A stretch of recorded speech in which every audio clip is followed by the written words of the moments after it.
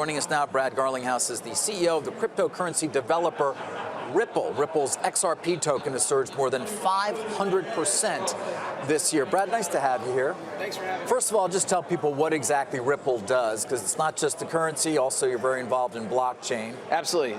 So Ripple sells a blockchain technology to banks and payment providers and other financial institutions to do real-time settlement between banks. So today, if Morgan wanted to send $10,000 to London right now, the fastest way for her to do that is to drive to Newark or JFK and fly it there. Our view is, in a world of the internet, you can stream video from the space station, you should be able to do real-time settlement between banks, and we sell technology to banks to do that. And the banks are getting on board with this because they know there's a lot of paper pushing and also a lot of money attached to those settlements. For sure. So we have over 100 banks working with Ripple today around the world. I think the vast majority of banks, like 99.9% of banks, actually are paying other banks, the global money center banks like JP Morgan or Citibank, to make those settlements. So a lot of the banks are very excited about democratizing how these global payments flow. There's a belief that, you could transform the global payment system over time, although then the alternative argument is you need a centralized.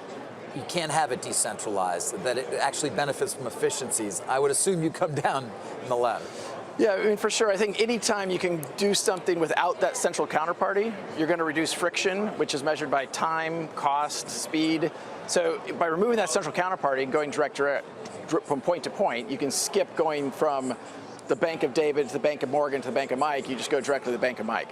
So if the immediate opportunity is efficiencies in this area of the actual kind of nuts and bolts sort of plumbing of the financial system, how does that relate to the value of the Ripple tokens or of the Bitcoin or cryptocurrencies? They're taking on a separate life, it seems, from the future of adoption of this technology. It's a great point, and I think one of the things we all have to remember is that the value of a token over the long term is really going to be derived by its utility.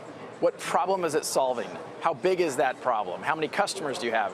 There's no question there's a lot of hype in this system, and I don't actually think that's a good thing.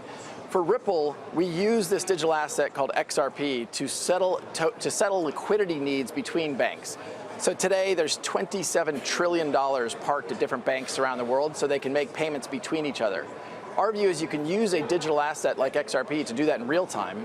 Because XRP has been so efficient, it settles a transaction about 3 seconds compared to Bitcoin. So it just passes through that currency for that period of time. That's correct.